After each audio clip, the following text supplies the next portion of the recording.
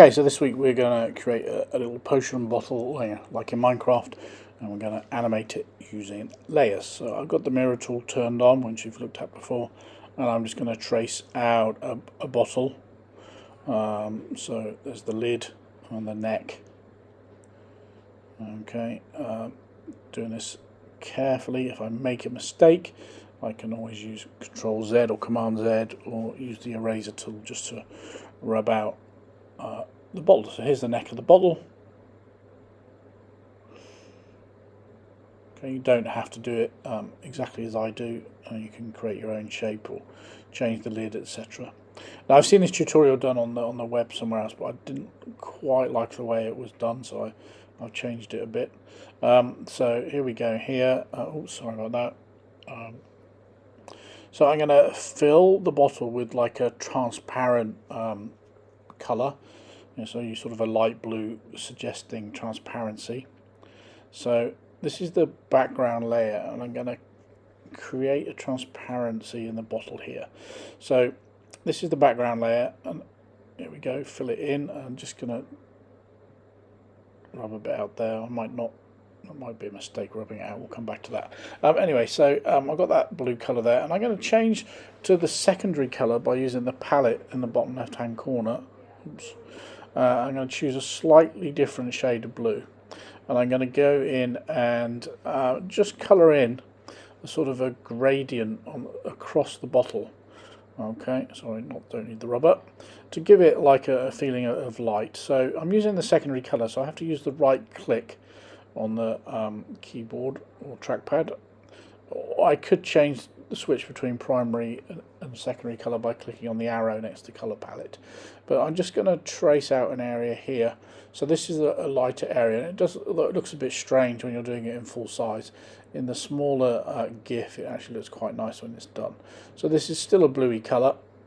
Okay, let's just finish this off here.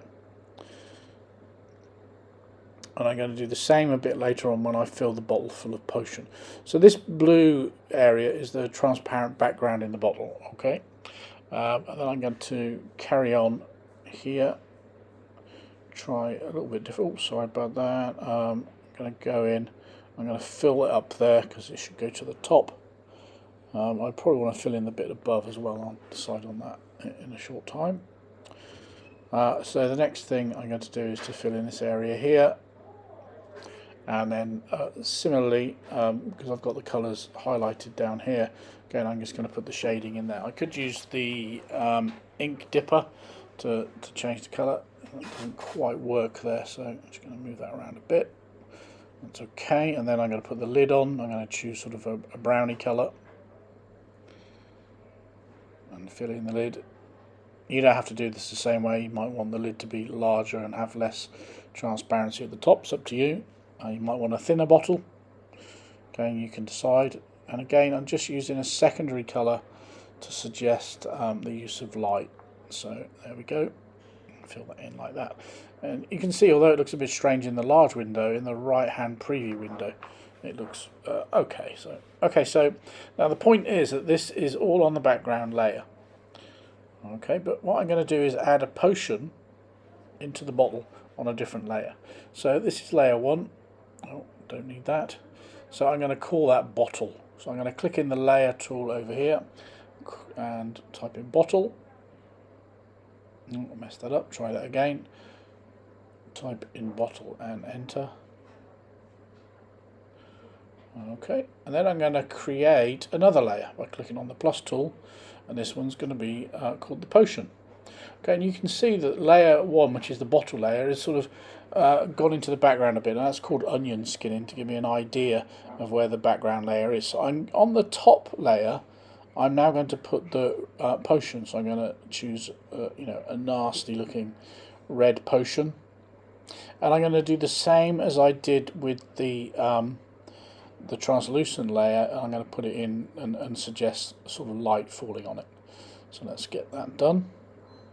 So a nice, disgusting looking bright red. I suppose you could do pink or purple or any sort of nasty suggesting potion. It could do all sorts of damage to you. Anyway, so let's finish this off here.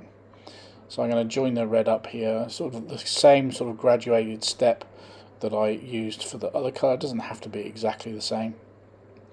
That's okay. And again, I'm going to then go in and choose a colour that's similar to it. Sorry, you can't quite see the palette on the left hand side. So a different colour, a bit lighter, not as bright, and then I'm going to fill that space in there with the fill can. Or I can just draw it in. I don't want it to fill to the top. So although the transparent area goes to the top, the potion doesn't. Because if you think about it, there's a little bit of space at the top of the bottle. Okay, so just finishing this off. And again, you can vary this. You don't have to use the same colours. You don't have to use the same shape bottle. But if you're a bit stuck, you might want to start that. Okay, so there we go. So now I've got 2 layers. The background layer and the top layer, but you can see up in the preview bar it doesn't take any notice of layers. I can still see the background layer behind the potion layer. So now what I'm going to do is I'm going to create an animation with my bottle. So going over here, I've got the duplicate tool. I could clone it, I guess. So I'm just going to duplicate that, and you notice it only duplicates the top layer. The background layer is always there and remains viewable. So I'm going to take a little bit off the potion using the eraser tool, and if you've got frames per second highlighted, you'll see it moves a little bit. Again, duplicate the frame again, sorry, the layer again, into a new frame. There we go. Take a little bit more off the potion, and so on. Now, if you're happy with this, you can speed it up a little bit because it probably is a bit painful to watch. You can see I don't take it out completely evenly every time. Maybe there's a bit in the middle that comes out a bit quicker, depending on where I'm drinking it from, I guess. So keep going, and you'll see on the right hand side, if you've got frames per second above 1, you'll see the animation start to work.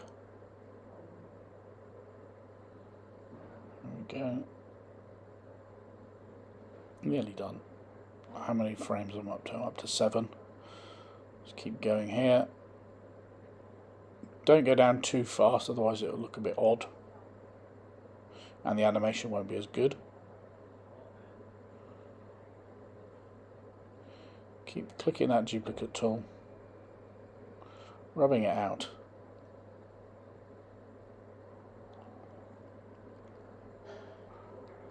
Make sure you scroll to the bottom of your frames on the left hand side, otherwise it will look very strange when you get down to 11 or 12. Always click duplicate the bottom frame, otherwise the potion will jump back up to the top.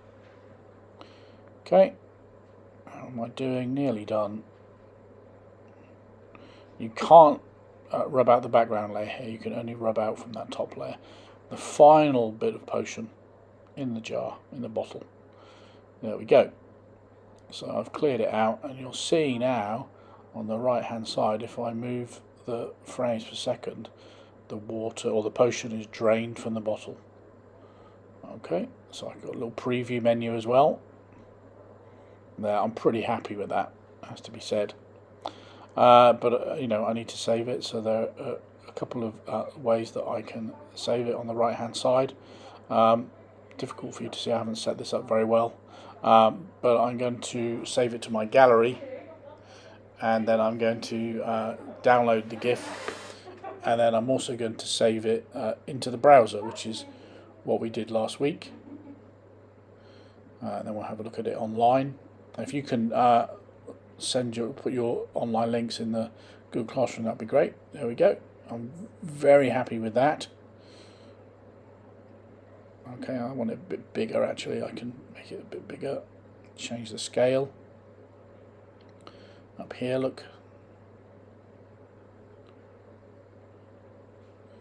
There we go, just get the new link. There we go, even bigger. That's great, I love that. Anyway, have fun with that. You can use that concept, that idea of layers, to try out some different things as well. So the background layer is preserved throughout, and the front layer is the one that's animated. I hope you enjoy that. I look forward to seeing what you get up to.